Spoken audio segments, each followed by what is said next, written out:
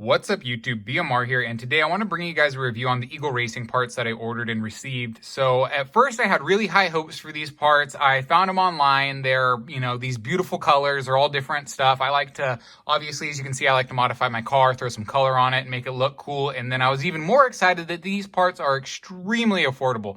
They're very, very cheap. And they're so cheap because they're made cheap. Unfortunately, I don't really like these parts, so let's get into why I don't like them. So first off is the fitment issues that I've experienced so far. So as you can see on my car right now, I don't have Eagle Racing parts on there, except for I have this upper differential cover. We'll talk about that last. But anyways, let's start square one where I really was most interested and most excited were these Camber Knuckles, because I think the colors look cool. I think they're really cool, but I was having issues with these, and other people have had issues with them too. Not everybody has these issues, but so if you see, let me see if I can zoom in it and focus.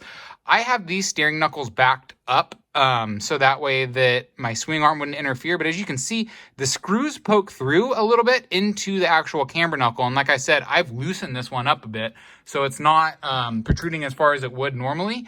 But that was causing issues with my swing arms. They were making contact with it, and it was causing a clicking, only on one side, but anyways, I just thought I'd mention that. It'd be really easy to adjust this and to fix it. All you'd have to do is remove this, because this is just a little screw joint in there, and then you could take and file off the excess and then put it back in there. And your camber knuckle would work great. There'd be no problems with it. I didn't have any really issues with these bottom parts. Everything lined up and looked good, but it's just like I said, the screw penetrates too far in, so you'd have to modify that if you want to use it.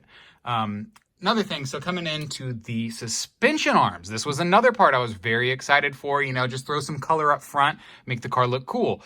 But again, I ran into fitment issues, so check it out. I don't know if this will pick up on camera, but see how loose this is? I mean, I barely shake it and it just falls off. So, I mean, it barely clicks in there. Just a little bit of light shaking, it just pops off. So when I was actually installing the suspension arms, I had the camber knuckles installed on them. When I was putting them onto the car, they just kept popping off. So literally, if I was using this for a race setup with these suspension arms, I would be, or not a race setup, a drift setup, I would be afraid that these suspension arms are going to pop off my camber knuckles, because the fitment is so darn loose. It's terrible, guys.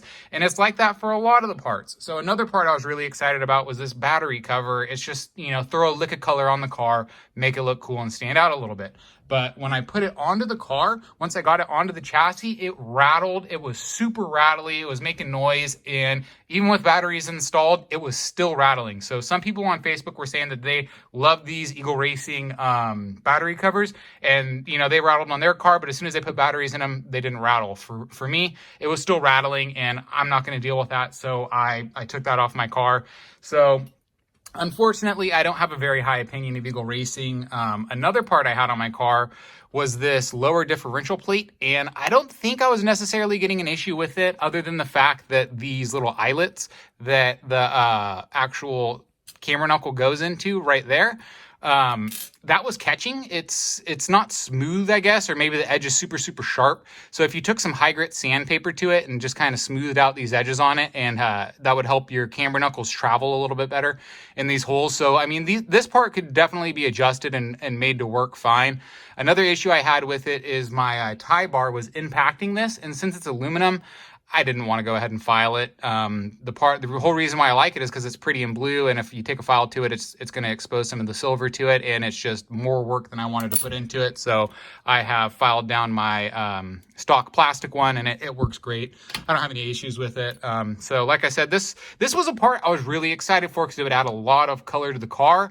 But the main issue with it I was having was just that these edges are sharp, and it was making my camber knuckles catch, and it was making my suspension stick up front. So if you installed that part, that's something that you should definitely be looking out for. Something else I've put onto the car is these suspension springs. The springs are fine. No issues with the springs. They work fine. I mean, they're springs. It's really hard to mess up springs. I also got these pins.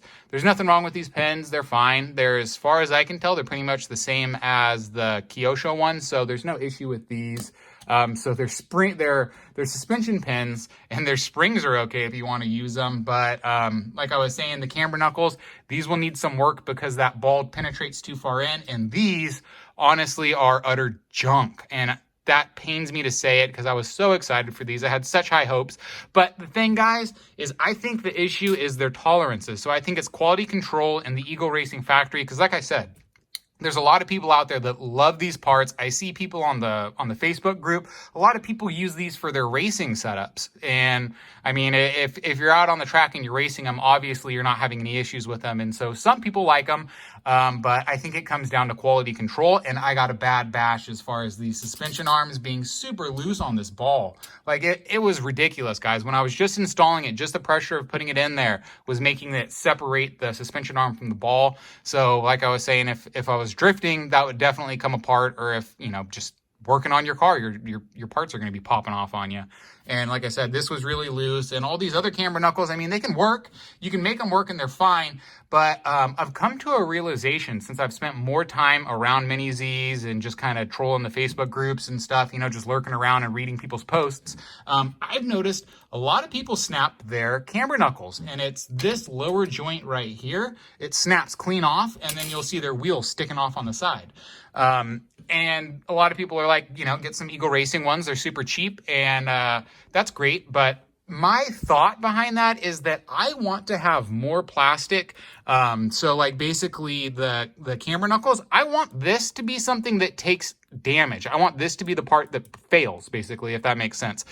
So if I'm racing my car, I'm drifting my car, whatever, and something's going to fail on my front end, I want it to be the Camber Knuckles. So, because obviously you have a lot going on your front end and either, you know, you're crashing or whatever. I want the impact to be absorbed by the Camber Knuckles. So those snap and I easily replace the Camber Knuckles versus if you have aluminum Camber Knuckles and an aluminum tie bar, aluminum suspension arms, swing arms, aluminum suspension arms, and a metal one-way in here.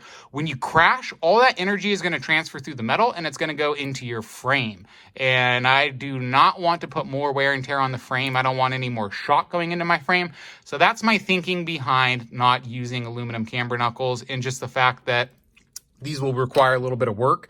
I could get them to work, like I said, but I just don't want to. So unfortunately, guys, I'm giving Eagle Racing a thumbs down. It's a negative review for them. Like I said, these parts could be worked on and made to work better, but they just stock don't work good. But luckily, they're so cheap, you can pick them up and you can modify them. You can pick up a couple sets of them, and so that way if you fudge something up, you know, or if you want to shoot for these suspension arms, maybe get a couple pairs of them, and hopefully you'll get one set that works fine. Because this ball joint, it works fine with stock plastic suspension arms. There's no problem. It doesn't want to pop off. So it's this one wants to pop off with plastic Camber Knuckles too. So either way, I'm just not very happy. I'm gonna wrap the video up here, guys. I hope to try to make this a quicker video, but I'm already at about 8 minutes right now. So if you're enjoying the content I'm producing on this channel, please consider subscribing. I'd love to see the Mini Z community grow. I know there's a lot of you guys out there who have a passion for Mini Zs, like I have passion for Mini Zs, but there's just not a lot of content. So guys, you know who I'm talking to. Start making some videos. Talk about your cars. Talk about your setups. Talk about your parts. Talk about the tires. Talk about whatever you want to talk about. Just start talking about the cars,